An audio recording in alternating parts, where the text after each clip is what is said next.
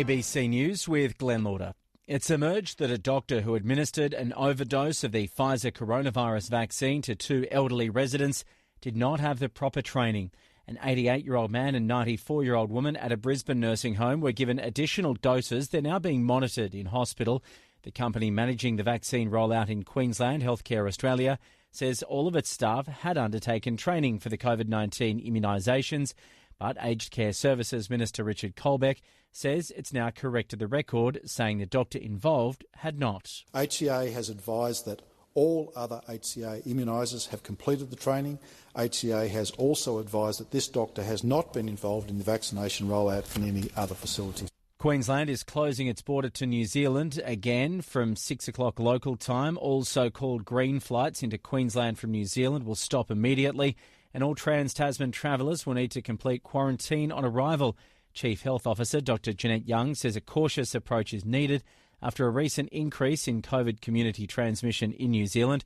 Anyone who's arrived in Queensland from New Zealand since the 6th of February is urged to come forward and get tested and isolate until they have a negative result.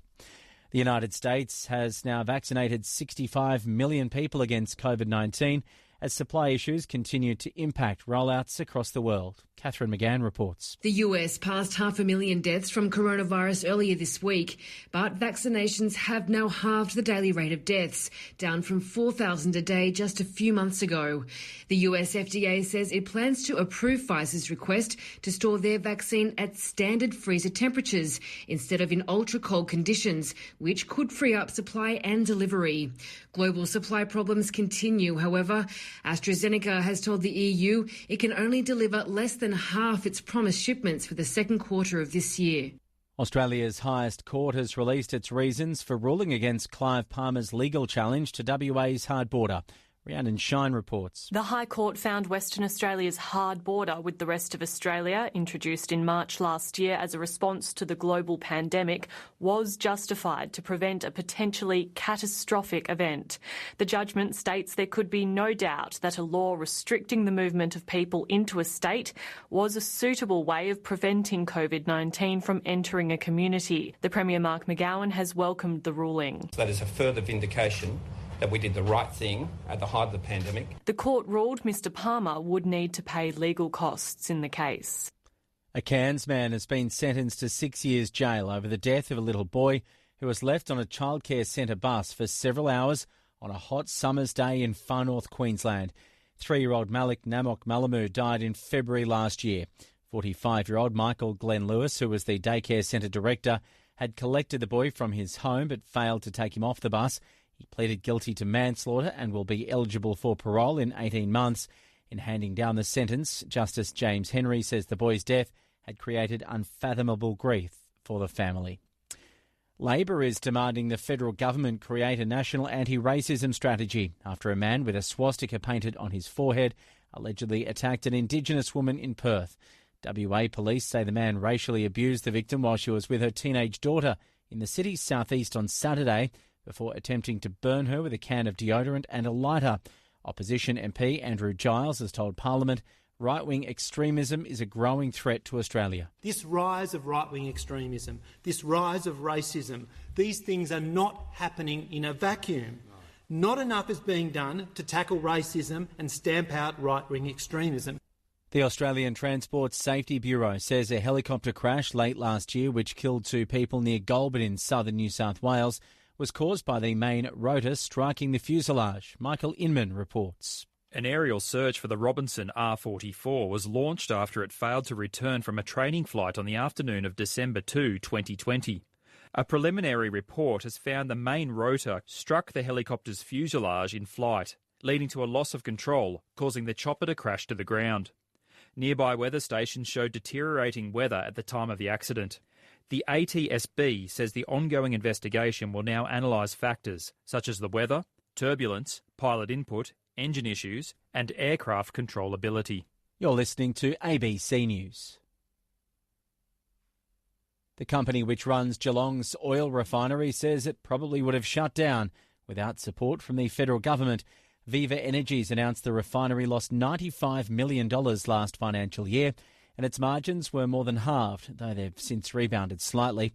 The federal government's been paying refineries 1 cent per litre since the start of the year to help keep them open. But 2 weeks ago, ExxonMobil announced it'd be shutting its Altona refinery in Melbourne's west. Viva Energy CEO Scott Wyatt says the payment's been crucial to keeping the Geelong refinery running and able to employ 700 staff. The fuel security package is really a critical piece of the jigsaw for refining. If we didn't have the announcement last year from Minister Taylor and Prime Minister Morrison and the interim support package in place for the first half of this year, we probably wouldn't have a refining business. Police say a criminal gang spent months terrorising the Sydney family of a senior Iraqi politician in an attempt to extort up to $10 million from him. Sarah Garathy reports. Authorities in New South Wales and Canada have arrested 4 people over a series of attacks on the Chester Hill home of Ahmed Al-Assadi's wife and 5 children.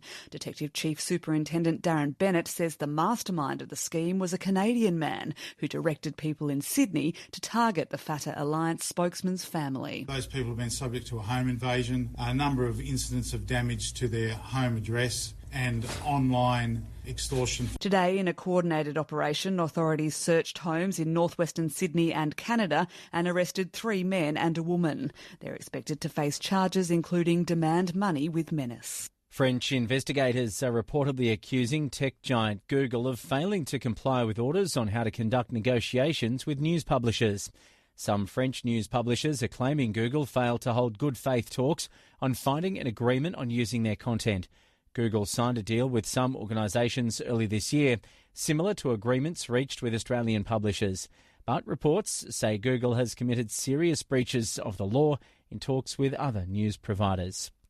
Joe Biden has held his first one-on-one summit as US president with a foreign leader. Mr Biden's held a virtual meeting with the Canadian Prime Minister Justin Trudeau, focusing on a new partnership roadmap based on shared values and priorities on climate change and foreign policy. Prime Minister Trudeau says the two countries are looking forward to working more closely in the post-Trump era. In the face of COVID-19, of climate change, of rising inequality, this is our moment to act. So we're not wasting any time in getting down to work. Scientists say they've discovered the oldest evidence of domesticated dogs living in the Americas more than 10,000 years ago. They've analysed the DNA of a femur bone fragment found in southern Alaska. The discovery supports a theory that the animals joined the first wave of human settlers who crossed what was then a land bridge from Siberia to North America at the end of the last ice age.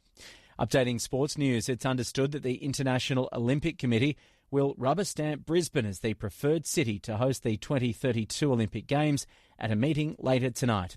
As Tracy Holmes reports, the city's bid has looked likely to overcome competition from Doha, 2 Chinese cities, and Budapest for some time. Well, Brisbane had the early running, I think. After the Commonwealth Games in 2018, they were pretty serious about a bid. We know that the Queensland Premier Palaszczuk has always been very upfront about this. There have been discussions ongoing at a political level, at a sporting level, about how infrastructure and more can be improved in Queensland, building on the legacy of the Commonwealth Games. And they are just further ahead than any other bid city at this point. The golfer Tiger Woods has undergone surgery at a Southern California hospital after suffering severe leg injuries in a car crash near Los Angeles overnight. CNN's chief medical correspondent Sanjay Gupta says Woods spoke to the first responders at the crash site. Calm and lucid was how the deputy described when he first saw Tiger Woods. He was talking to him through the window, and he felt, based on him assessing Tiger Woods, that he could even, in fact, wait for the LA County Fire Department to show up to actually extricate him. So these are all little clues that obviously very serious car accident, and we know that Tiger Woods was in serious condition, but there was a sense that this was something, at least at the scene, where he could be stabilized. They felt that they could transport him, safely by ambulance to a trauma center. And Football Australia has confirmed the Socceroos have pulled out of this year's Copa America. Big changes to World Cup qualification schedules because of COVID-19 means dates would have clashed. Australia was invited to appear at the South American Championships as a guest. ABC News.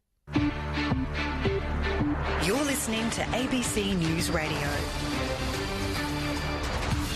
Hello, I'm Ali Crew. Good to have your company. Coming up on the program, a Queensland doctor who overdosed 2 elderly patients with a COVID-19 vaccine was not trained. On further investigation, Healthcare Australia has now advised that the doctor had not completed the required training.